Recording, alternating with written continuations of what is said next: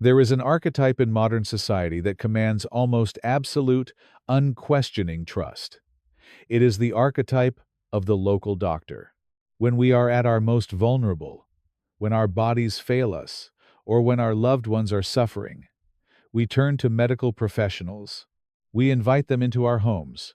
We bear our deepest anxieties to them, and we accept their word as the definitive truth. In the United Kingdom, the general practitioner, or GP, is the cornerstone of the National Health Service. For decades, the local GP was not just a medical provider, but a pillar of the community, a confidant, and a highly respected figure whose judgment was considered beyond reproach. But what happens when that sacred trust is weaponized? What happens when the person sworn by the Hippocratic Oath to do no harm becomes the very architect of it? This is the comprehensive examination of an unprecedented betrayal. It is a story not of shadowy alleyways or violent home invasions, but of quiet sitting rooms, forged documents, and a terrifying abuse of medical authority. It is the meticulous investigation into the crimes of Harold Shipman, a man whose actions forever altered the landscape of medical regulation and forensic accountability. To comprehend the sheer scale of this case, it is essential to first understand the environment in which it unfolded.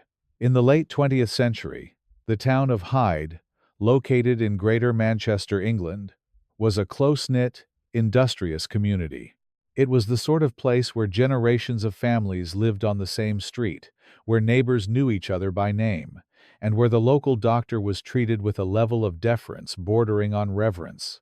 In this setting, Harold Shipman was considered an exemplary physician. He was known for his old-fashioned dedication, frequently making house calls to his elderly patients, a practice that was becoming increasingly rare as modern medicine moved toward clinic-based care. Patients praised his bedside manner, his willingness to listen, and his apparent devotion to their well-being.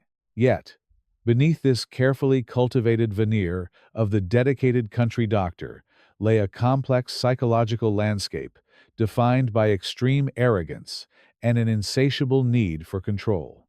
The roots of this psychological profile can be traced back to his formative years. Born in 1946, Shipman grew up in a working-class family where he was deeply attached to his mother, Vera. When he was a teenager, his mother was diagnosed with terminal lung cancer. During her final months, she was cared for at home, and a local doctor would frequently visit to administer morphine to ease her severe pain. The young Shipman watched as the injection of this powerful narcotic brought immediate relief and a profound sense of peace to his suffering mother. From a clinical and psychological perspective, behavioral analysts suggest that this experience left an indelible mark on his developing mind. He witnessed firsthand the absolute power a physician wields over pain, suffering, and ultimately, life and death. The syringe, the narcotic, the transition from distress to stillness, these elements formed a dangerous blueprint in a mind that would later seek to exert absolute authority over others. Shipman pursued a medical career, eventually graduating from Leeds School of Medicine. However, his early career was marked by a significant ethical and legal failure that should have served as a permanent warning to the medical establishment. In 1975, while working at a medical practice in Todmorden, West Yorkshire, he began forging prescriptions for pethidine, a synthetic opioid painkiller. He was not prescribing it for patients, but rather obtaining it to feed his own severe addiction. When his colleagues discovered the missing drugs and the falsified records, he was forced to resign. He was subsequently convicted of forgery and drug offenses, fined, and sent to a drug rehabilitation clinic.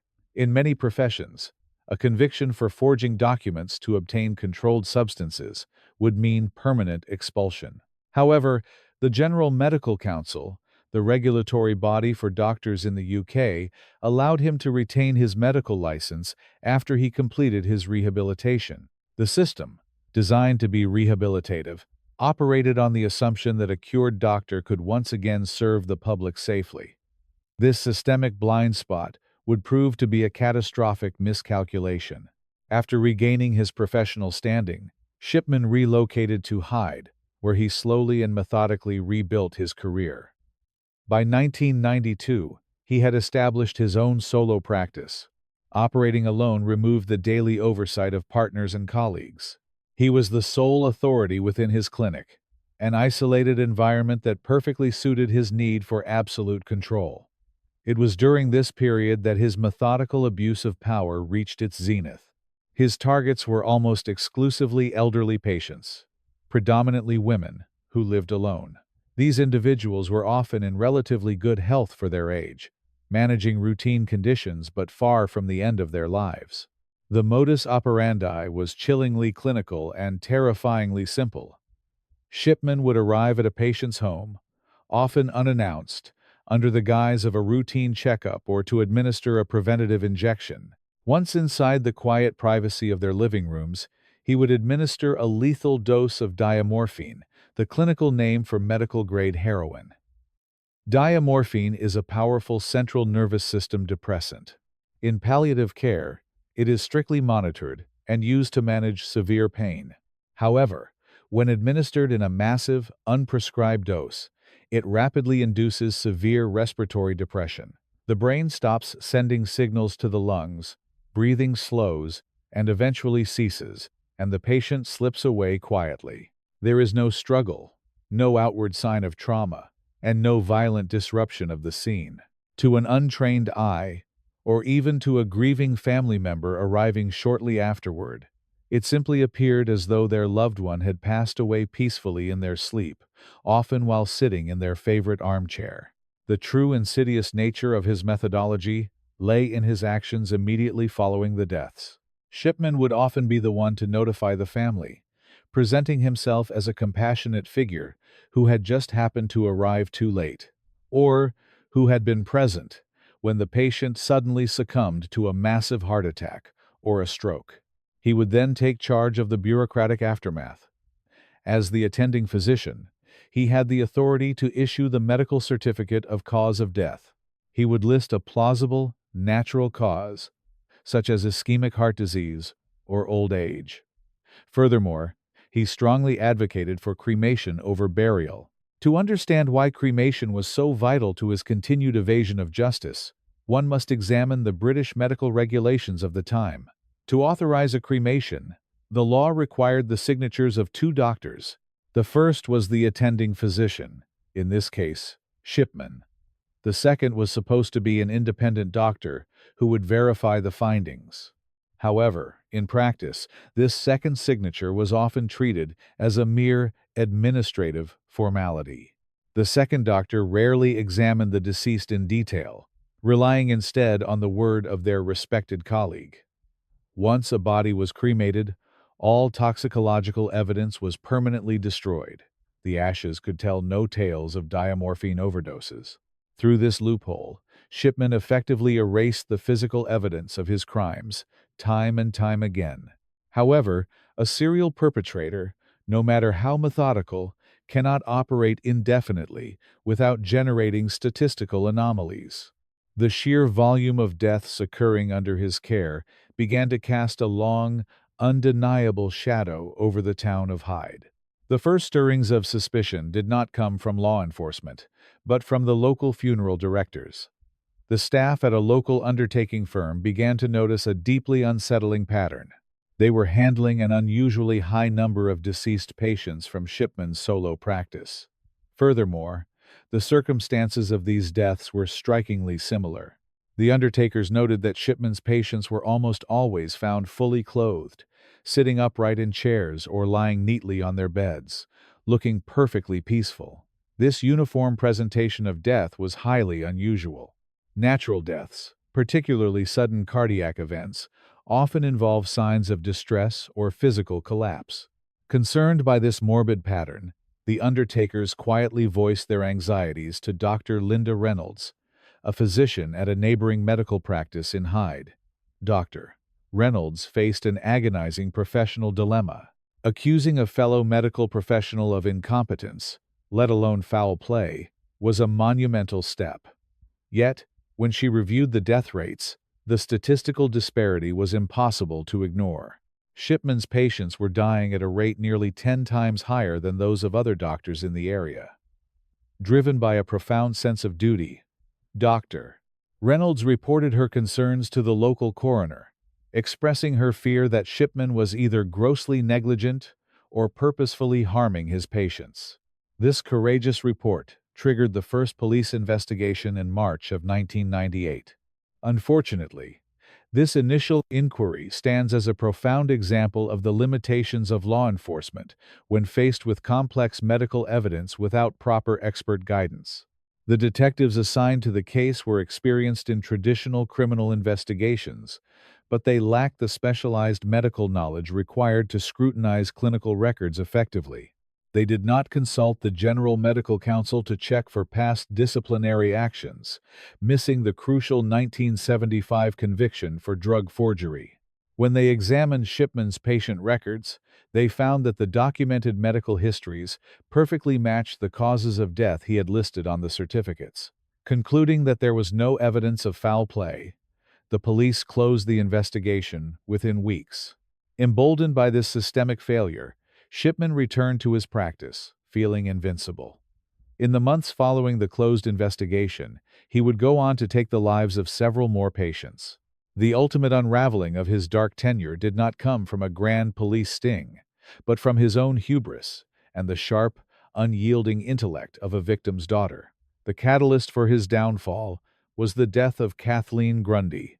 Kathleen was an 81-year-old former mayor of Hyde, a vibrant, highly active woman who was deeply involved in local charities and community events. She was wealthy, independent, and in robust health for her age. On June 24, 1998, she was found dead in her home, fully clothed and sitting on her sofa. Shipman, who had visited her earlier that morning, recorded the cause of death as old age. Given her age, the death might have passed without intense scrutiny, just like the hundreds before her.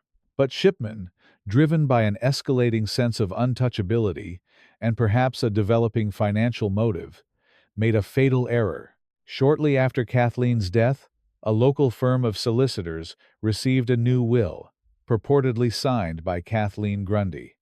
The document was staggering. It completely disinherited her family and left her entire estate, valued at nearly £400,000, to her doctor, Harold Shipman. When this document was presented to Kathleen's daughter, Angela Woodruff, the facade immediately crumbled. Angela Woodruff was not only a grieving daughter, she was a highly experienced solicitor herself. She knew her mother's affairs intimately. When she looked at the will, her legal training and her knowledge of her mother screamed that it was a forgery. The document was amateurish. It was typed on an old manual typewriter, a stark contrast to the professional, legally sound documents her mother usually handled. The signature was a clumsy imitation. Furthermore, the concept that her fiercely independent and family-oriented mother would leave her entire fortune to a local GP was entirely out of character. Angela Woodruff did not hesitate.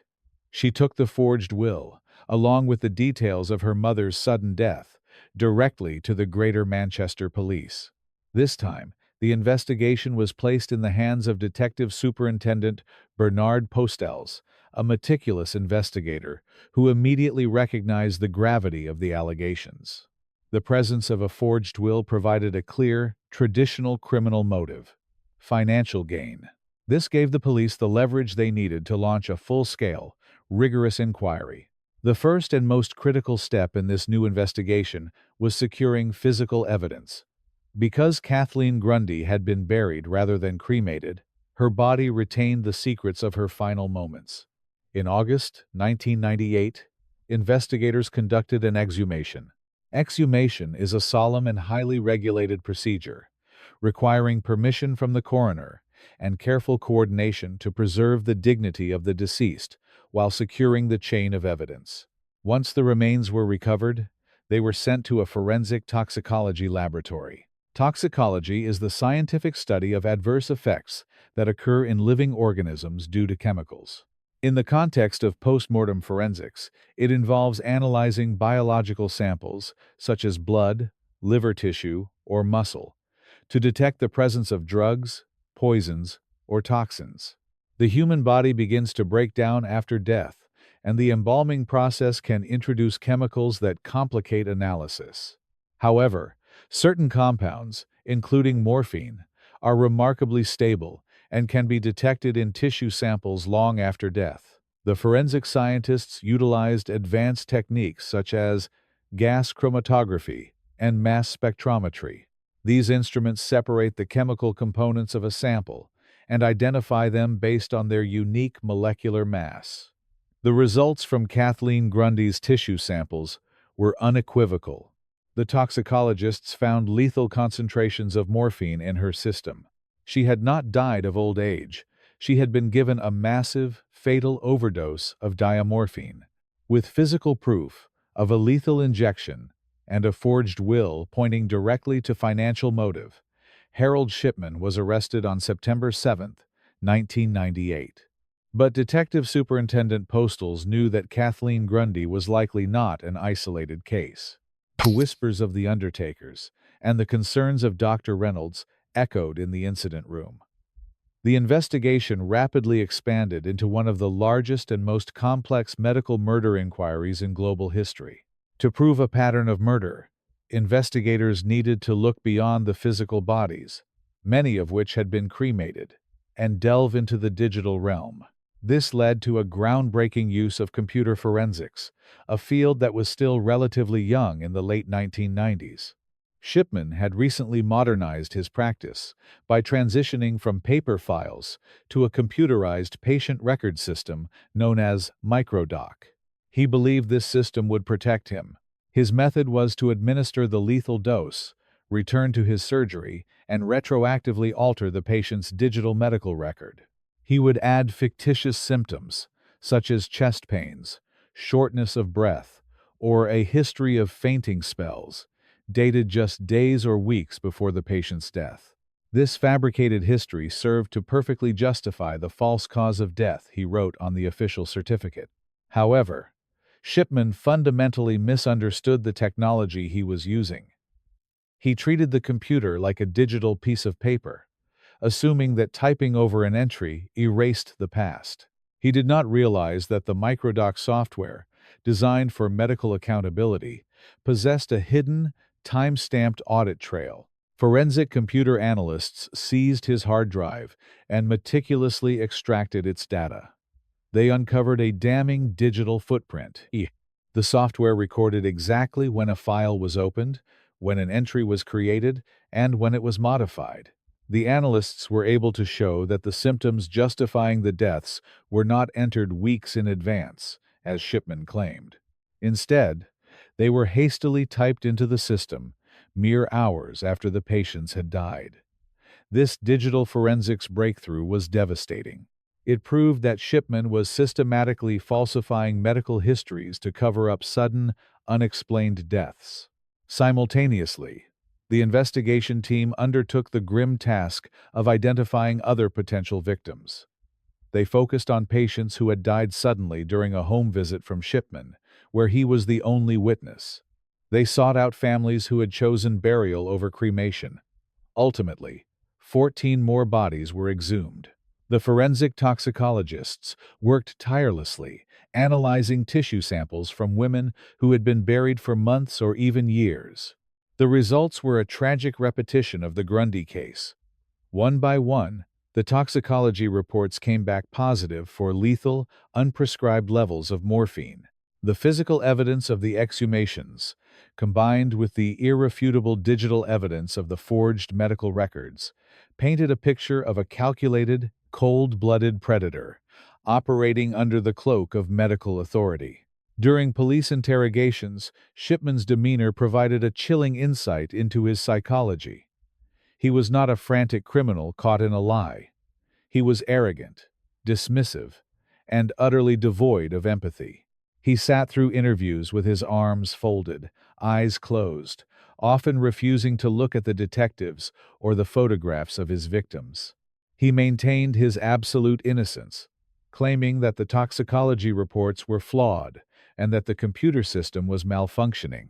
He believed himself to be intellectually superior to the police, the forensic scientists, and the legal system itself. He never offered a confession, never provided a motive, and never expressed a single word of remorse.